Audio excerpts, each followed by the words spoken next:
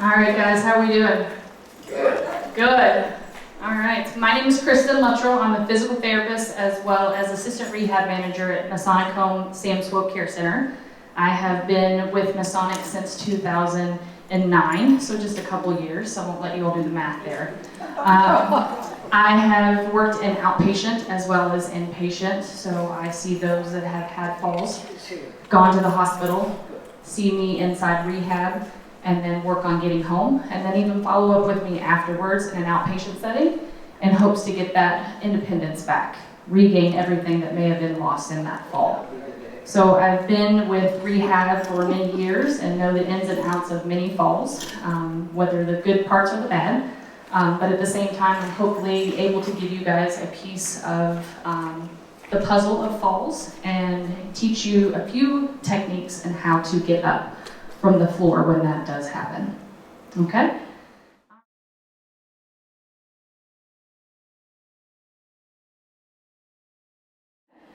All right, so let's get started. Obviously, we don't want to fall. There is some humor in falling. I unfortunately brought some of that to light. So hopefully you can see some humor in falls as well.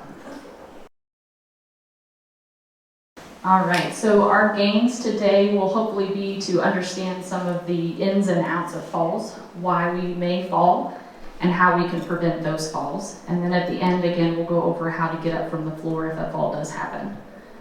Also, biggest thing here is recognizing when we do have a fall, when is it safe to get up, as well as using those medical professionals so that we make sure we're doing safe transfers, getting off the floor when it's indicated, and not leaning on those professionals when needed, okay?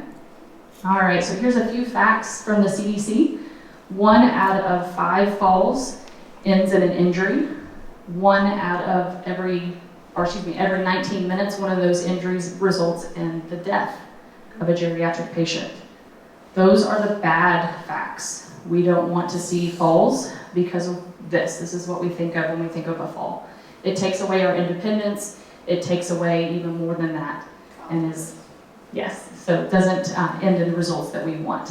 Also, as you can see, there have been a lot of money put into falls and the cost of what it is to either recover from the fall, whether it be surgery for an injury or even the aftermath of a fall. So there's a lot of money being spent in the price of a fall.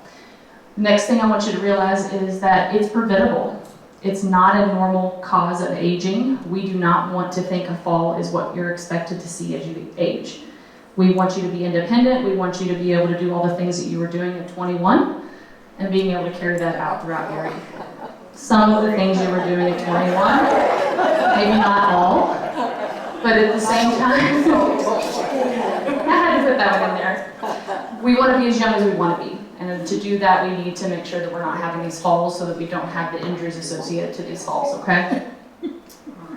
All right, this next slide I want you to see is actually quite surprising by my end. I pulled this from the CDC. This is 2014 facts, but at the same time, they have 2018 on their website as well. Unfortunately, Kentucky is not a good state in this chart. If you look at the first one, it shows the percentage of falls reported. And Kentucky, unfortunately, is at the top. We are in that 31 to 34 percentile. That is not a good area. That means we're having more falls. If you look at the second chart, it's percentage with an injury. Again, with the number being large in Kentucky, it also correlates to a larger number of injuries. Unless you all plan on moving to a different state, we gotta fix this problem, okay? All right, so the question might be, why are we falling? Is it one simple thing? Unfortunately, I wish I could tell you it was just one thing and we just fix that and we're all good to go, but it's never that easy. There are multiple factors that are involved that can cause a fall. Something as simple as the shoes you wear. That's easy. I'll go buy you some tennis shoes, I'll glue you to the ground, you're not going anywhere. Unfortunately, it's not that easy. So we need to look at what may cause a fall. Something as simple as putting an extension cord down and making sure it's not in my walkway. I can do that, that's easy, but it's never that easy. There are multiple factors, including those that are outside of our control, that we need professionals to help us with. And that's the piece that I'm here to hopefully fit into the puzzle, if that makes sense. So let's look at a few of these. We talked about the environmental. We are going to talk about a few of the medical conditions and medication causes. Those are ones that we need to lean on those professionals to kind of fix for us, or at least have those conversations so that we are aware of what may or may not cause a fall. For example, anybody heard of diabetes? A few of us, obviously. Some people with diabetes may have what's called neuropathy. The sensation in their feet is altered. We depend on our feet to tell us where we are in space. If the sensation is not as good as it is for someone next to us, then we may not be able to tell that we are on an uneven surface, and we may have a higher risk for falls.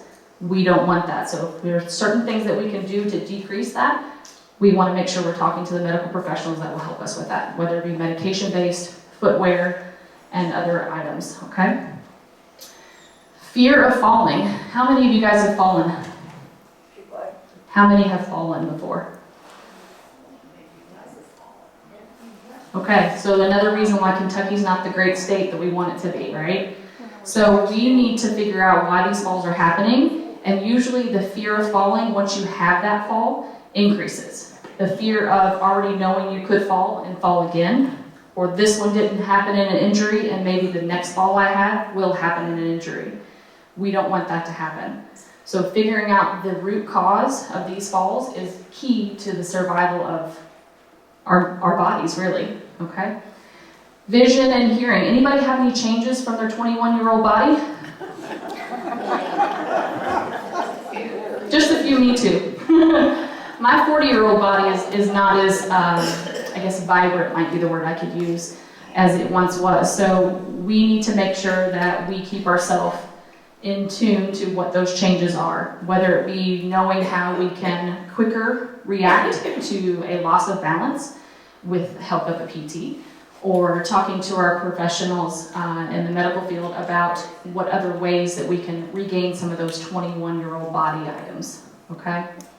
Aging and falls are not something that go hand in hand. We don't want to accept that falls come with age, and that's the first step. So how do we assess this? You have to do your own risk assessment. On this chart, you will see simple do's and don'ts. For example, do. We need to do health and medication checks, annual visits to our physician, conversations with our pharmacist, discussing what medications may come with side effects that could affect injuries with a fall. Also, we need to talk to our professionals when we go into our annuals. The CDC has recently implemented what's called a STEADY program.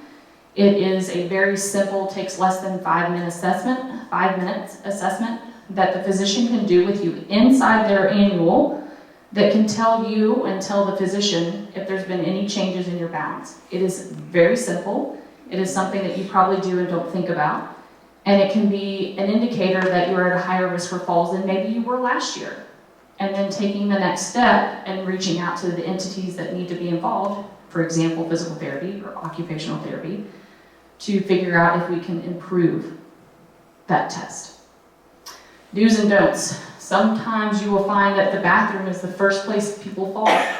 The wet environment, the showers, it's one of the most common places that you'll see falls. Luckily in here we have grab bars that are available to us. But if you were living at home and didn't have those are safety things that we can add to a home to improve that fall risk. Other do's and don'ts. The one I told you about, the living room rules. We don't want to have things that are in our way that are going to cause us to have a trip or a fall. Sometimes we think, oh, that's there, we'll just step right on over top of that until the one time you don't.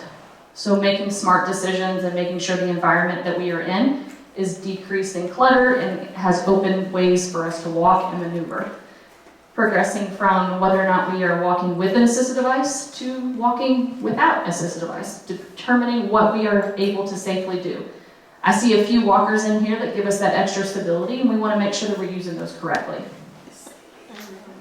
All right, and then a few extra ones. I'm hoping none of us are doing this.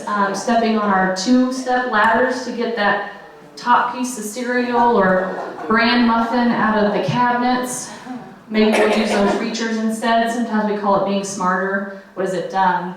Work smarter, not harder. Let's definitely do that.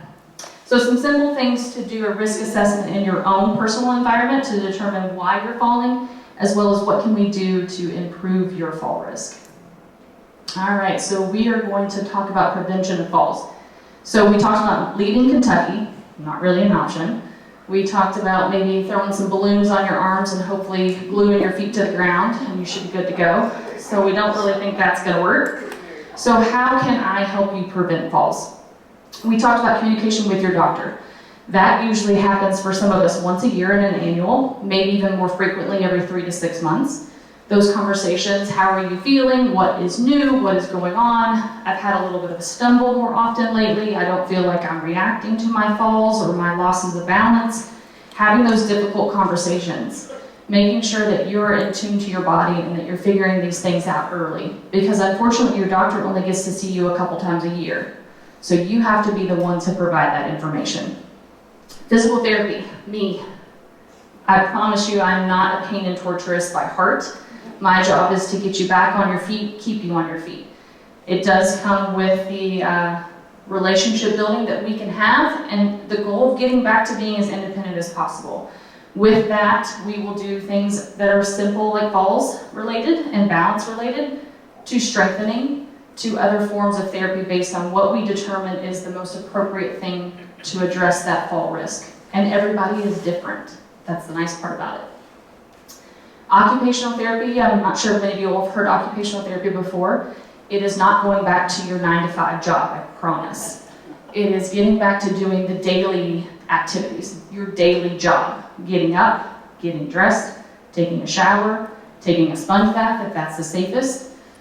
Doing those daily activities actually can put you at a fall risk if you don't do it the right way or the safest way. And an occupational therapist can help us with that. They can also help us with the home environment. With physical therapy and occupational therapy as a team, we can make the appropriate decisions on how you can arrange your apartment or condo to improve your fall risk so that we don't have these episodes if it truly is something simple environmental. All right, so some general safety. Who has a cell phone?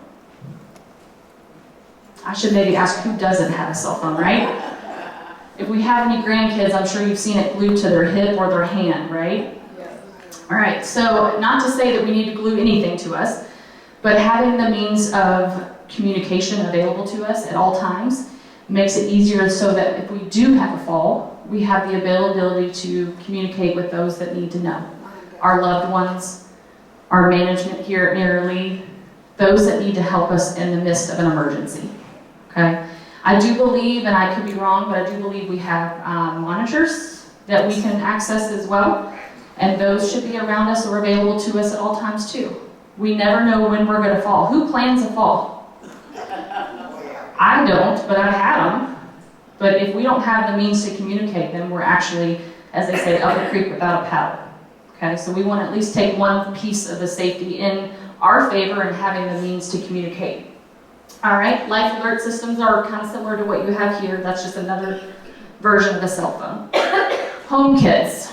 Who has a home kit for a fall? What is a home kit for a fall? We're going to go over a couple ways of how you can get up from the floor, and that's what we're going to talk about, those home kits. Things that you can have in your possession to improve your ability to get up and off the floor in a non-emergency based transfer or fall, as well as the ability to have the pieces of equipment available to you if you were to get into an environment where you have no support systems nearby. Luckily, here at Nearly, we have support systems very close, but having those available kits nearby when you don't have family or friends is also key. All right, I've fallen and I can't get up. How many people have said that? I've said it a few times. I think I was 9 months pregnant when I said it, but, and maybe not fallen, maybe sat on the floor. You know, they kind of go hand in hand, right? So we don't want to have to be able to say this. We don't want to have to say I've fallen, first of all. But if we do fall or we do sit on the ground to play a game with our grandkids, don't we want to have the ability to get back up? Yes. Yes, thank you. With dignity. With dignity, yes, absolutely. So facility policy, this is where we're going to definitely cover a couple things. For example, here at Mary Lee, if you were to fall, currently the policy is you cannot call the support system that you have available here to come pick you up, correct? Correct. Correct. Okay. So that means you have to be the judgment of whether or not I can safely get up based on the injuries if I have any, as well as can I even physically get up. And you have to be able to make that call. So we need to do a risk assessment and an emergency assessment. Looking at your body, looking at your surroundings. Do you know why you fell? Was it something simple that I was walking into the kitchen? I tripped over the transition. I know I fell and hit my left knee. My left knee still looks like it's attached. That's good. I can move my hands, my arms, my legs. Everything seems to be in working order. I could probably try to get up from that. Versus, I trip, I fall, I hit my knee, I look down at my knee, and it doesn't look relatively straight.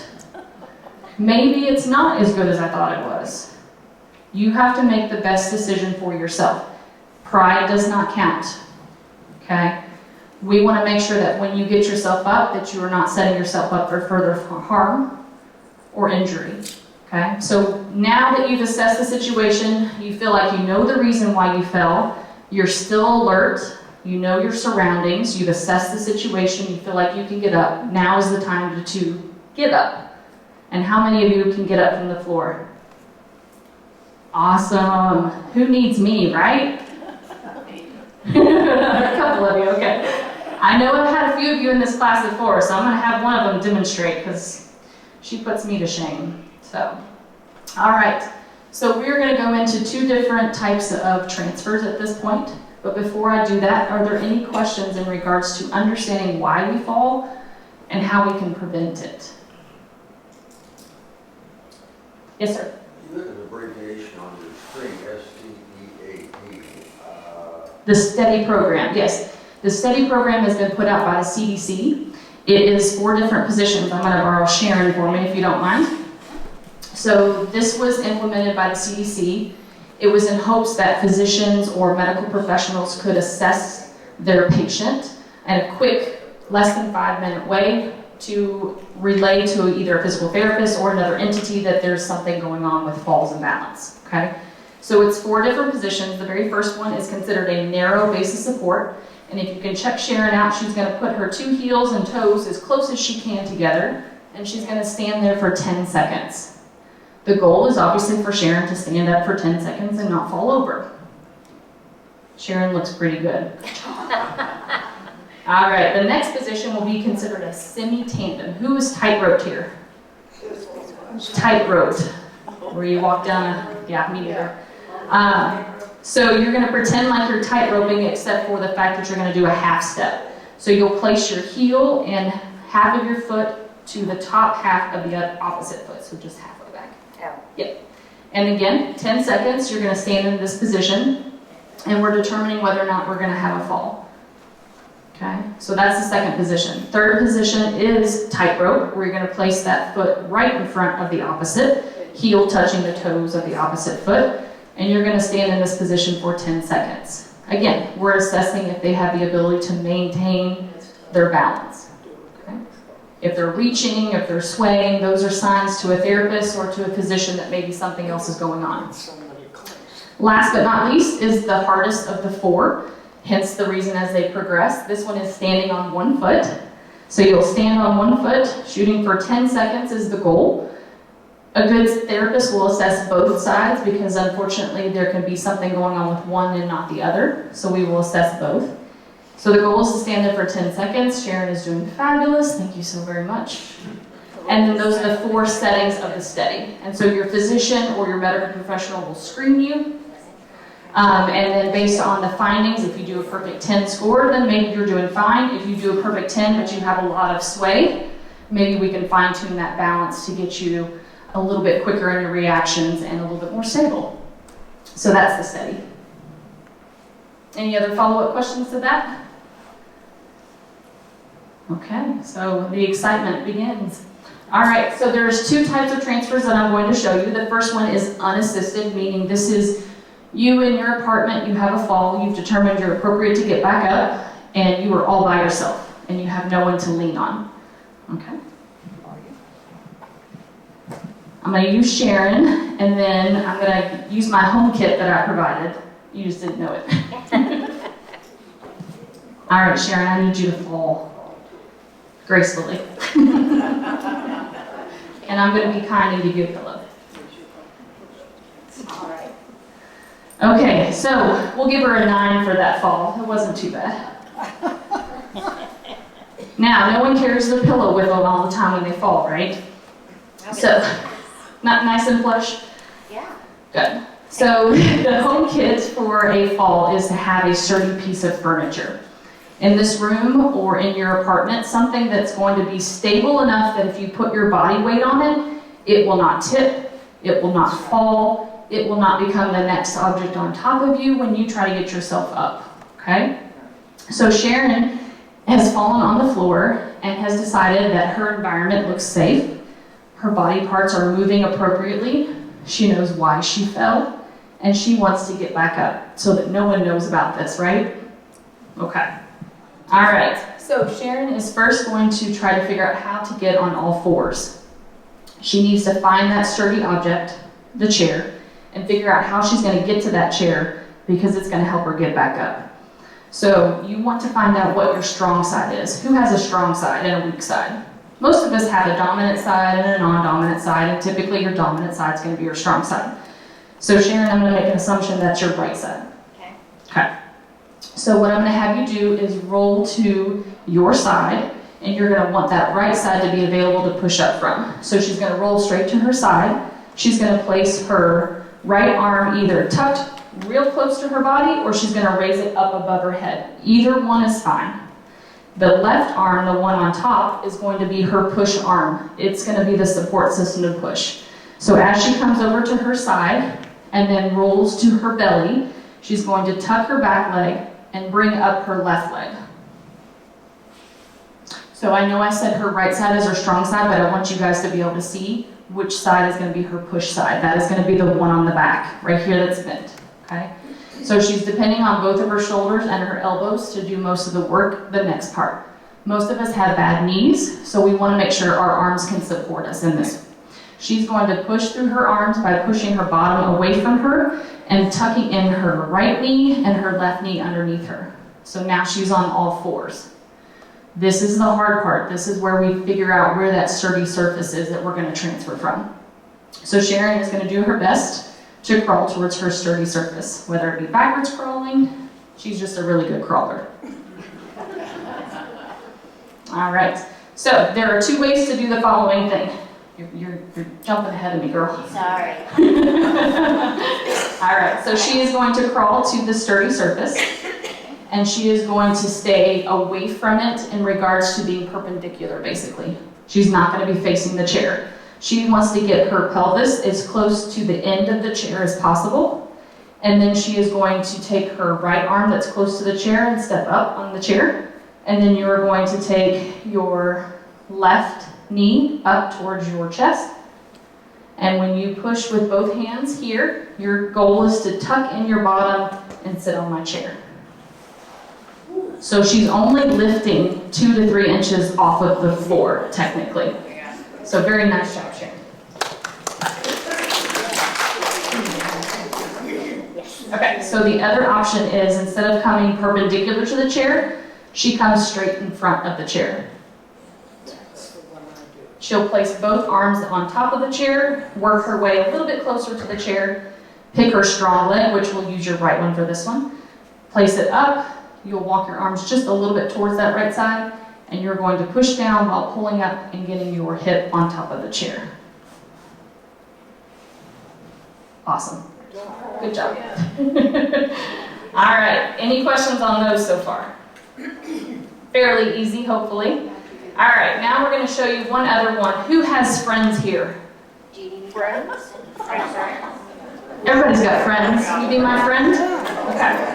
All right, so I'm never going to tell you to phone a friend, but if you have a loved one that you are with, you could phone this friend. They'll be with you when they fall. Hopefully they won't laugh at you. That's not the right thing to do, people.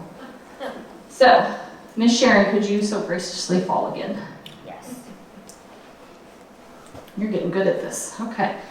All right, so Sharon has fallen, and now me, I'm in the apartment with her, and I want to give her moral support to get back up. So this is where another piece of the home kit comes in. If you have 2 available chairs, you are now going to be the assistant in helping her get up without physically showing her your strength, okay? So we're not leaning over and picking her up. We're just going to use the assistance of 2 chairs, okay? All right, so same things apply. We'll get you onto all 4s again. She made that look too easy, didn't she? All right, so you have the 1 chair in front of you. You'll place both hands on it. This is your assistant, this is your Vanna. Bring that opposite chair behind her, and she is going to place 1 knee up towards the opposite, yep. You're going to tuck in that chair literally just right underneath her bottom, okay? So that when she pushes up or pulls up on this chair, her bottom only has to come up about 1 inch or 2, and she's going to push herself back into this chair. But I'm going to hold that chair. You're right. We don't want her falling again, do we? All right. She's quick. Very good. Now, the first time you get up, please be very kind to your fallen comrade here. Are you okay? Dizzy, lightheaded? Do I need to go get help? No, I'm good. Awesome. See, she's pro at this. So that is how you would do assisted. I did not really show my strength. I did not lift her off the floor, but I used what I had with me to make sure she could get up, if that makes sense. Okay? All right. Any questions in regards to how to get up from the floor? All right. I'm going to steal 1 person. Now, don't put me to shame, okay? How are you? Good. And I know how to get off. Yes, ma'am, you do. You put me to shame last time I was here. Can I borrow you? Yeah. All right, now don't be as graceful as Miss Sharon, but be careful going down to the floor, okay? You ready? I'm ready. Okay. She is something else. Go, girl. All right, you want me flat? If you're okay with it, I'll take it. All right. Now, I don't want to hear it, but I've fallen and I can't get up. Prove me wrong. What do you want me to do? Get up. That's what my button. Now watch it. That's exactly. It's not pretty. She's doing a downward dog almost. Oh my gosh. Good for you, Mary.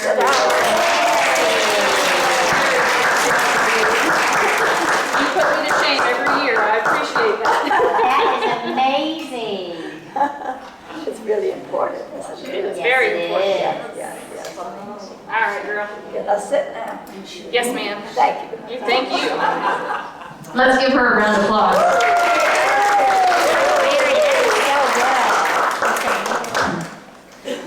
All right, so there's 1, 2, 3, 4 different ways to get up from the floor. Any questions so far?